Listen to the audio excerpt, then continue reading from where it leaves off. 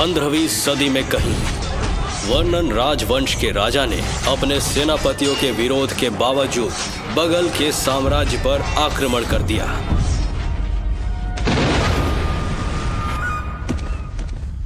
मैंने सपने में भी नहीं सोचा था कि हार का सामना करना पड़ेगा। महाराज, आप आराम कीजिए। पिताजी। बेटा, महामंत्री ने हमारी जान बचाई है। मैं अपनी बेटी का हाथ तुम्हारे हाथों में दे रहा हूँ और इस साम्राज्य की जिम्मेदारी तुम पर सौंप कर जा रहा हूँ। मैं आपको निराश नहीं करूंगा। बहुत देर हो चुकी है बेटा, इनके आदेश का पालन करना। महाराज, मैं राजकुमारी से शादी करूंगा और हर पल उनकी रक्षा करूंगा। महाराज। शाबाश शाबाश बेटा। बेटा, मुझे इस नौजवान पर खुद से ज्यादा भरोसा है, इसलिए तुम्हारा हाथ इसके हाथों में सौंप रहा हूं। अगर तुमने इसका साथ दिया तो दुश्मन हमारा बाल भी बांका नहीं कर पाएगा।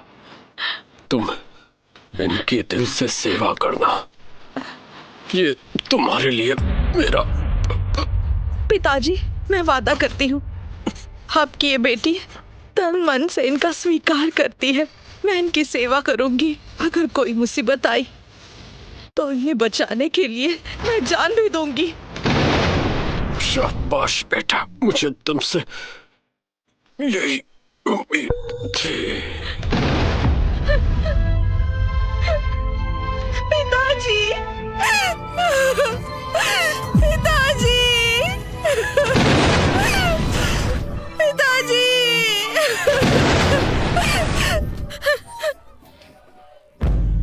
महारानी एमा राज दरबार में पधार रही हैं। महारानी की जय हो, महारानी की जय हो। महारानी एमा ने सिंहासन पर बैठने के बाद महामंत्री लियो की मदद से आम लोगों का जीवन सुखकारक बनाने के लिए कई काम किए, जैसे कि लगान में छूट, खेती के लिए मुफ्त बीज की व्यवस्था और सेना को शक्तिशाली बनाने के लिए नई हथियार का निर्माण। महामंत्री लियो, आप सेना लेकर जाइए और हमारे दुश्मनों का खात्मा कर दीजिए।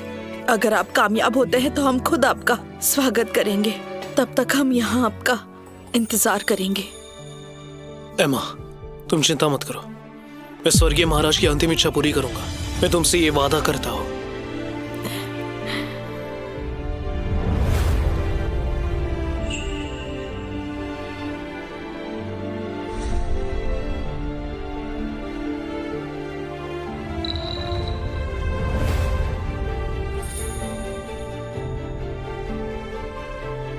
चलो।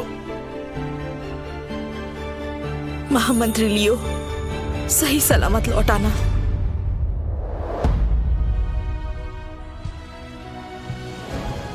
महामंत्री लियो ने हमारे दुश्मन को पराजित किया और हमारे साम्राज्य का विस्तार किया। आज ये साम्राज्य देश का सबसे शक्तिशाली राज्य है। आज महामंत्री और महारानी की शादी होने जा रही है।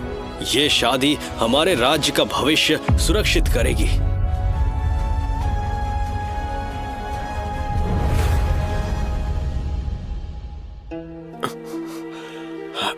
लेकिन महारानी कहाँ रह गई? हमारा हाथ छोड़ो।